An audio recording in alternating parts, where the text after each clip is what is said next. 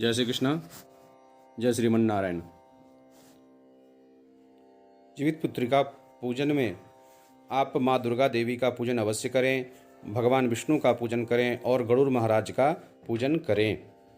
साथ ही साथ जीवित वाहन का आवाहन करें। आइए जीवित पुत्रिका व्रत कथा का श्रवण करें। प्रेम से बोलिए श्री गरुड़ जी महाराज की जय, श्री लक्ष्मी नारायण भगवान की जय। एक बार नैमिषारण्य के निवासी ऋषियों ने संसार के कल्याणार्थ सूत जी से पूछा, हे सूत, कराल कलिकाल में लोगों के बालक किस तरह दीर्घायु होंगे सो कहिए।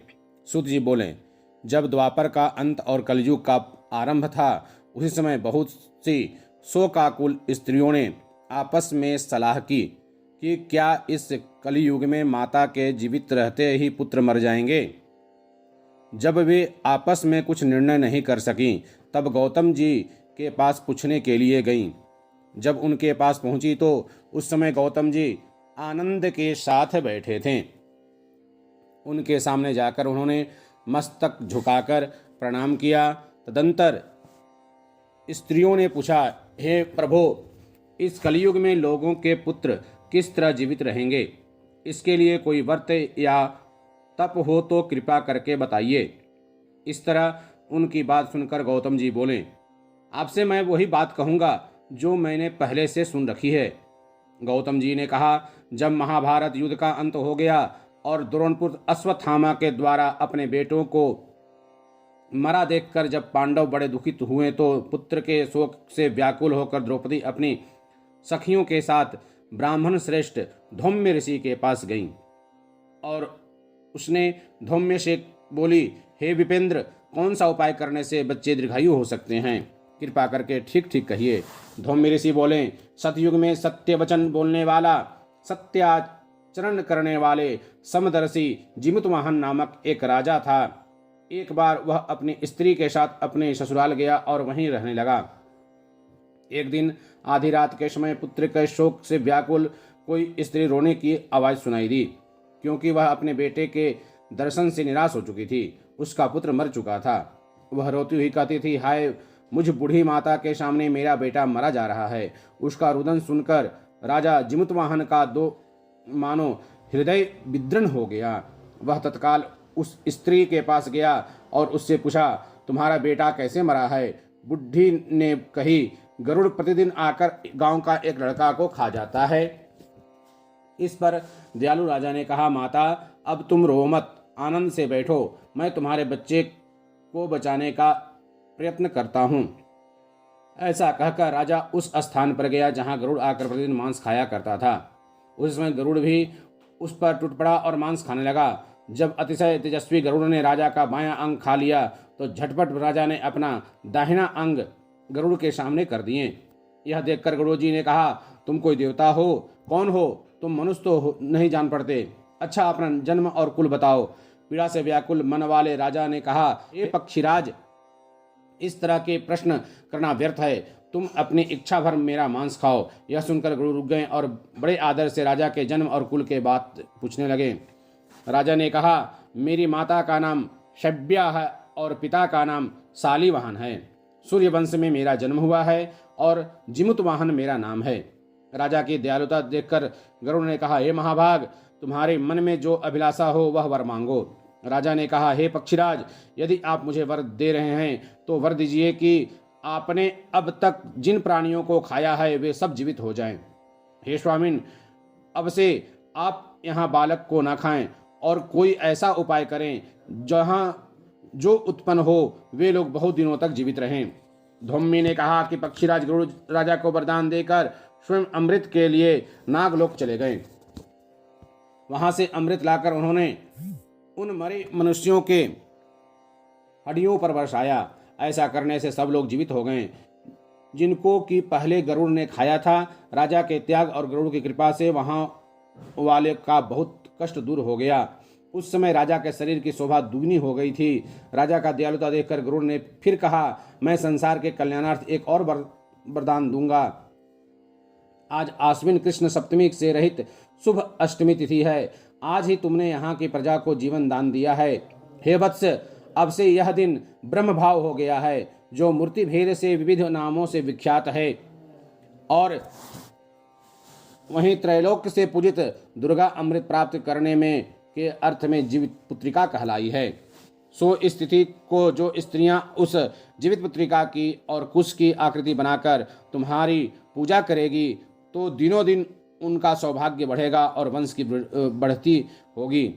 हे महाभाग, इस विषय में विचार करने की भी आवश्यकता नहीं है। हे राजन, सप्तमी से रहित और उद्या तिथि की अष्टमी को व्रत करें, यानी सप्तमी विद्ध अष्टमी जिस दिन हो उस दिन व्रत न कर शुद्ध अष्टमी को व्रत करें, और नवमी में पारण करें।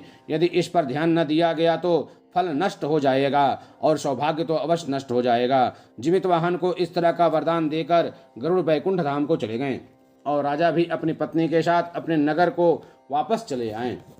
धौम्य द्रौपदी से कहते हैं, हे देवी, मैंने यह अतिशय दुर्लभ व्रत तुमको बताया है। इस व्रत को करने से बच्चे दीर्घायु होते हैं। हे देवी, तुम भी पूर्वोक्त विधि से यह व्रत और दुर्गा जी का पूजन करो, तो तुम्हें अभिलाषित व्रत फल प्राप्त होगा। मुनिराज धौम्य की बात सुनकर द्रौपदी के हृदय में एक प्रकार का कौतूहल उत्पन्न हुआ, और पूर्ववास ने स्त्रियों को बुलाकर उनके साथ यह उत्तम व्रत किया।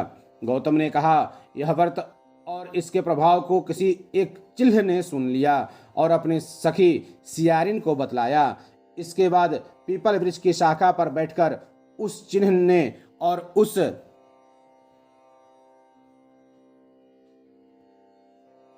वृक्ष के खोते में बैठकर सियारिन ने भी यह व्रत किया। फिर वही चिल्ही किसी उत्तम ब्राह्मण के मुख से यह कथा सुन आई और पीपल के खोते में बैठी हुई अपनी सखी को सुनाया। सियारिन ने आधी कथा सुनी थी और उसे भूख लग गई, और वह उसी समय शव के भरे हुए श्मशान में पहुंची। वहां उसने इच्छा भर मांस का भोजन किया और चिल्ही बिना कुछ खाए पिए रह गई, और सवेरा हो गया। सवेरे वह गौशाले में गई और वहां गौ का दूध पिया। इस तरह नवमी को उसने पारण किया। कुछ दिनों के बाद वे दोनों मर गईं और अयोध्या में किसी धनी व्यापारी के घर में जन्मी।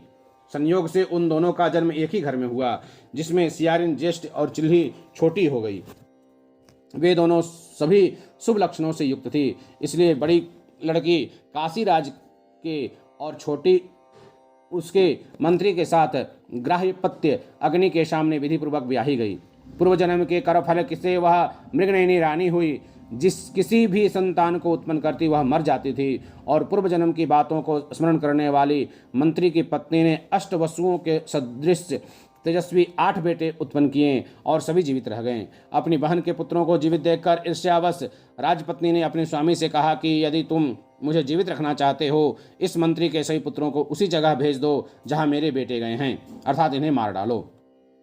यह सुनकर राजा ने उस मंत्री के पुत्रों को मारने के लिए एक प्रकार का उद्योग किया। वह मंत्री पत्नी ने जीवित पुत्रिका के पुण्य बल से बचा लिया। एक दिन राजा ने अपने आदमियों से उन पुत्री को सिर कटवाकर पिटारी में रखवाया, और पिटारी उनकी माता मंत्री या पत्नी के पास भिजा दिया, किंतु वे 8 सिर बेश कीमती जवाहरात हो गए, और भले चंगे वे 8 लड़के अपनी माता के पास वापस चले गए।